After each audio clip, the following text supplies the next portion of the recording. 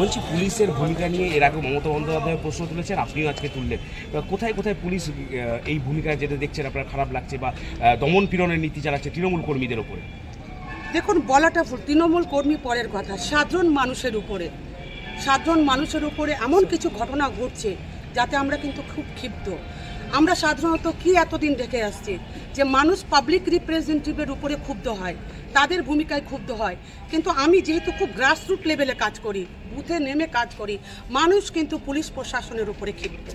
বিরোধী রাজনৈতিক দলের হয়ে পুলিশ কাজ করছে বলে দেখুন, আমরা পুলিশ এখানে বিরোধী বা স্ববিরোধী নয়, পুলিশ প্রশাসন নিউট্রাল কাজ করবে এবং সাধারণ মানুষের কথা শুনবে, যেটা লিগাল সেই কাজটা করবে। এখানে বিরোধী বা আমরা পুলিশের কাছ থেকে কোনো দিন, আমি ব্যক্তিগতভাবে কোনো দিন কোনো ইস্যু নিয়ে ফায়দা লুটার চেষ্টা করিনি কোনো দিন, এবং ইললিগাল কাজকে সমর্থন করিনি।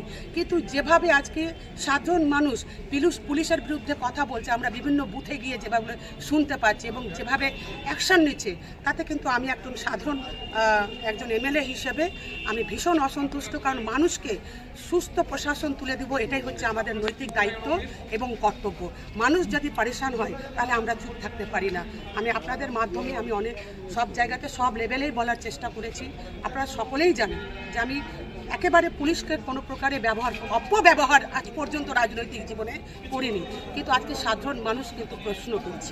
স্পেসিফিক অভিযোগ আছে, স্পেসিফিক অভিযোগ কিছু প্রচুর। দেখুন, আমার আজকে আমি আপনাকে বলছি, কালিয়াচকে 7 দিন থেকে 7টা স্করপিও চুরি, 7 দিনের মধ্যে 7টা স্করপিও চুরি, সিসিটিভি ফুটেজ রয়েছে এবং ল্যাপটপ নিয়ে তারা তালা খুলছে, নক খুলছে, এবং এই 7-8 দিনের মধ্যেই 8-10টা গোডাউনে টাকা রাখা থাকছে, সেই গোডাউন থেকে টাকা চুরি হয়ে যাচ্ছে।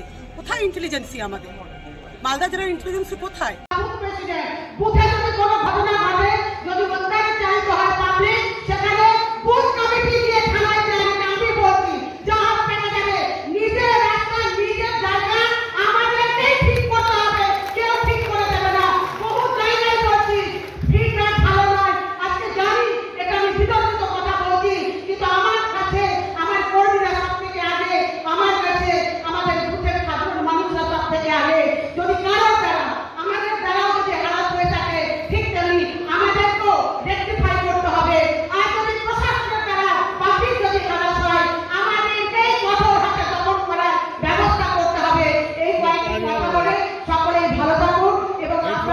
সুযোগ্য নেতৃত্বে আগামী দিনে আমরা বাংলার মুখ্যমন্ত্রী মমতা ব্যানার্জির আশা পূর্ণ করতে পাবো এবং আমরা 12টা সিটি আগামী দিনে যেন দিদির হাতে তুলে দিতে পারি।